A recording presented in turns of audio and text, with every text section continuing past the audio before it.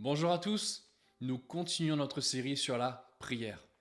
Dernièrement, nous avons vu ensemble que la prière, c'était une expérience de la présence du Seigneur. C'était ce lieu secret, cet endroit qu'on se choisissait pour mettre du temps à part quotidiennement, pour venir et écouter ce que le Saint-Esprit a à nous dire, pour venir et expérimenter la présence du Seigneur lorsqu'il dit dans le psaume 46, Arrêtez et sachez que je suis Dieu.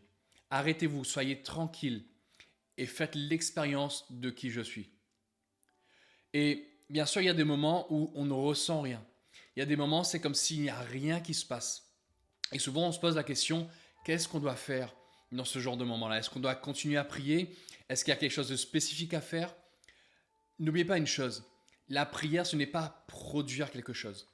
La prière, ce n'est pas forcer quelque chose, ce n'est pas forcer la main du Seigneur. La prière, c'est venir et collaborer avec le Saint-Esprit. La prière, c'est venir et se joindre au Saint-Esprit dans le lieu secret. Donc, lorsque je prie et que je ne ressens rien, qu'est-ce qui se passe? La première chose, c'est que vous devez bien comprendre que ce n'est pas parce que vous ne ressentez rien que Dieu, lui, ne ressent rien de son côté. Ce n'est pas parce qu'il ne se passe rien dans votre cœur, dans votre être intérieur lorsque vous priez, que ce n'est pas une prière, que c'est une prière qui n'est pas agréable pour le Seigneur. Il ne faut pas uniquement se baser sur ce qu'on ressent, il ne faut pas uniquement se baser sur une expérience, même si au final la prière vous permet de toucher la présence de Dieu et de recevoir ce qu'il a pour vous, il ne faut pas uniquement se baser là-dessus. Vous devez persévérer lorsqu'il n'y a rien qui se passe. Et ce n'est pas parce que vous ne ressentez rien que vos prières n'ont pas d'impact. Même si Dieu veut vous faire expérimenter sa présence, sa parole, son amour, sa bonté, veut vous consoler, vous réconforter, dans des moments où il ne se passe rien, il ne faut pas s'arrêter à là. D'un autre côté, Dieu n'est pas un Dieu qui se cache tout le temps. Je parle de certains moments, je parle de certaines saisons, et il faut persévérer. Je parle de certains moments de prière où au départ, il ne se passe rien, et il faut persévérer. Et même si cela dure un moment, même si cela dure un jour, 2 jours, il faut persévérer dans vos moments de prière. Parce que Dieu, lui, il est là, il entend, et vos prières sont emmagasinées, et vos prières ont de l'impact. Parce que vous êtes devant le trône de Dieu, vous êtes dans la cour céleste, en train d'adorer Jésus, en train de lui présenter vos requêtes de prière. Et il ne faut pas s'arrêter uniquement à ce que vous ressentez. En même temps, lorsque vous avez des saisons où vous passez du temps à prier, mais c'est comme s'il y a quelque chose qui ne progresse pas, qui n'avance pas. On va lire ensemble dans Matthieu 5, au verset Matthieu 5, au verset 8. Il est écrit « Heureux ceux qui ont le cœur pur, car ils verront Dieu. » C'est une petite parenthèse que j'aimerais faire. Parfois, on vient prier et on passe du temps à prier, on passe du temps à chercher la face de Dieu. Mais peut-être qu'il y a des choses qui sont venues comme une callosité sur notre cœur, qui sont devenues comme une épaisseur sur notre cœur.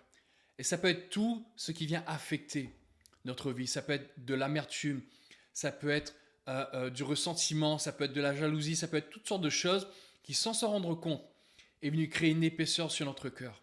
Et ça vient affecter notre sensibilité à la présence de Dieu. Ça vient affecter notre sensibilité à sa voix. Ça vient affecter notre sensibilité à notre vision, à notre perception dans la présence de Dieu.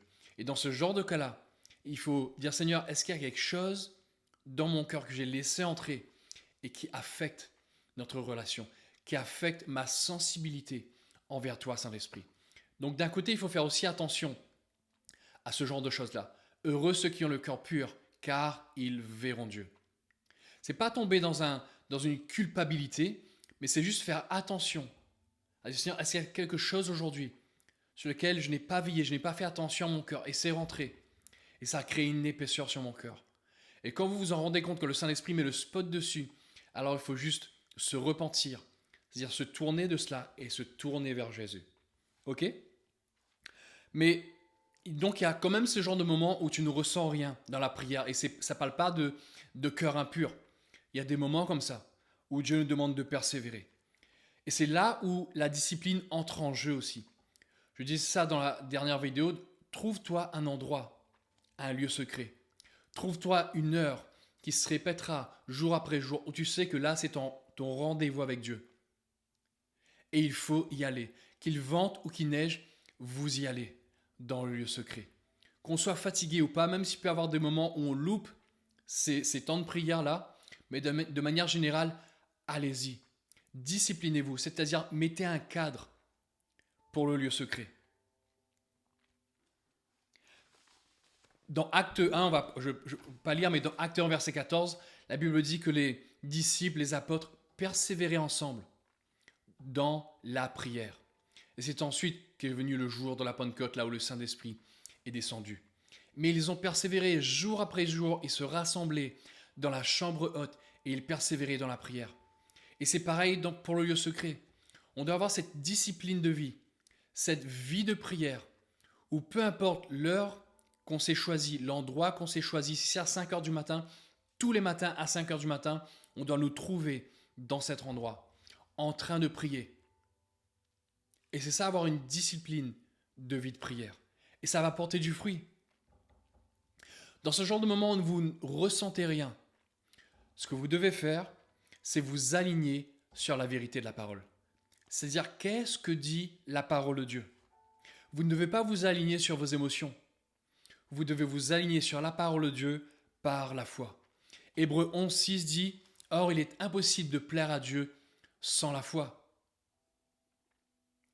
Dieu rémunère ceux qui le cherchent. Celui qui vient doit croire que Dieu existe et qu'il rémunère ceux qui le cherchent. Donc lorsque vous venez dans le lieu secret, vous savez qu'il est là. Vous savez que le Père vous attend là dans le lieu secret, qu'il vous voit, qu'il vous écoute. Et c'est là-dessus que vous devez vous aligner, sur la vérité de la parole. Et ça vous évitera de vous poser toutes sortes de questions. Il ne se passe rien, qu'est-ce qui se passe? Est-ce qu'il y a quelque chose qui va mal ou pas? Non, vous vous alignez sur la parole de Dieu. Et vous dites, Seigneur, je sais que tu es là.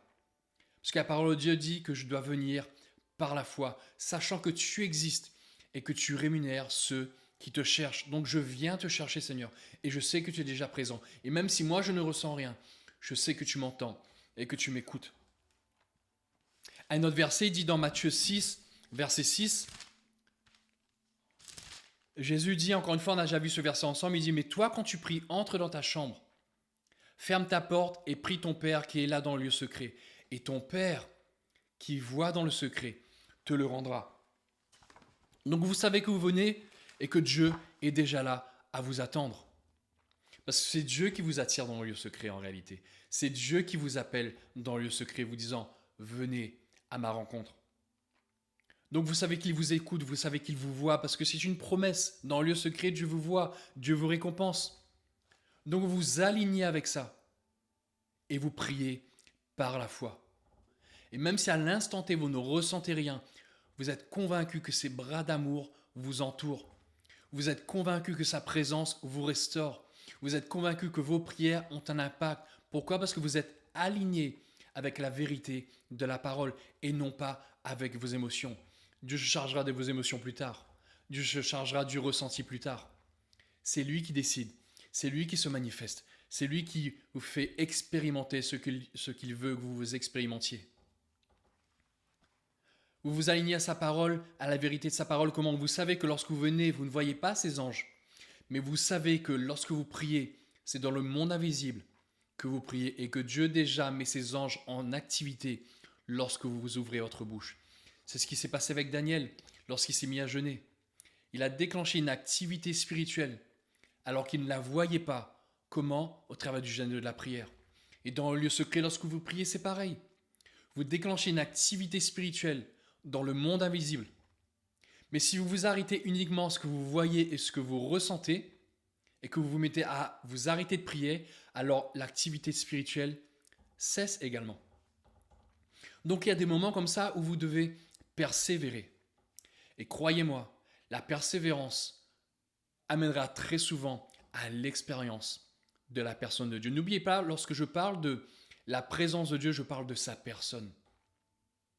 Je parle de qui il est, la personne même de Dieu. Il m'est arrivé souvent, par exemple, de commencer des moments de prière et je ne ressens strictement rien. Et je suis un peu frustré à l'intérieur de moi. Parce que je me dis, Seigneur, je prie, mais je veux plus de toi. Je veux venir et je veux te trouver, je veux te contempler. Et je veux sentir dans mon cœur que je suis touché par ta présence. Et une heure peut passer comme ça, où j'ai l'impression que rien ne se passe. Et au moment où je sais que la prière doit s'arrêter parce que les enfants doivent se lever, etc., très souvent, enfin, ça m'est déjà arrivé les 10 dernières minutes, c'est comme si le Saint-Esprit se manifeste en une seule seconde comme ça. Et les 10 prochaines minutes, je suis sur mes deux genoux en train de pleurer dans la présence de Dieu, touché par sa bonté, touché par son amour. Mais si je m'étais arrêté avant, alors je n'aurais pas vécu ce moment. Alors oui, les 10 dernières minutes sont 10 minutes d'expérience, mais les 50 premières minutes sont aussi 50 minutes d'impact, de prière qui touche le cœur de Dieu, de prière qui active les anges, de prière qui a un impact devant le trône de Dieu, de prière qui fait en sorte que Dieu étend ta main sur telle ou telle personne ou sur notre famille. Les 50 premières minutes comptent autant que les 10 dernières minutes. Mais la persévérance va amener souvent l'expérience. Donc n'abandonnez pas, ne vous arrêtez pas au ressenti. Il faut persévérer. Et si vous ne ressentez rien et que cela vous bloque même dans votre prière, vous ne savez pas quoi dire, vous êtes un peu bloqué dans ce qu'il faut dire, dans ce qu'il faut faire, alors voici quelques clés qu'on a déjà vues ensemble, mais que je vais essayer de résumer. Adorez-le, remerciez-le, louez-le, déclarez qu'il est en déclarant sa parole. Déclarez des versets de la parole de Dieu, prenez la Bible et déclarez qu'il est. Et croyez-moi, pour moi, ça peut sembler répétitif de dire tous les matins la même chose. Je commence par remercier le Seigneur pour tout ce qu'il fait. Je commence à le louer, l'adorer pour qui il est, pour sa bonté, son amour, son sacrifice à la croix, son sang versé. Et si je regarde à tous les matins, c'est un peu tous les matins la même chose pour commencer. Mais pour Dieu, ce n'est pas répétitif. N'oubliez pas, dans le ciel, les anges chantent Saint, Saint, Saint est le Seigneur. Et Dieu ne se lasse pas d'entendre Saint, Saint, Saint est le Seigneur. Donc il ne se lassera pas de vous entendre le louer et l'adorer avec les mêmes versets, en disant à Dieu le Père et à l'agneau, soit la gloire, la louange et l'honneur, comme il est écrit dans l'Apocalypse.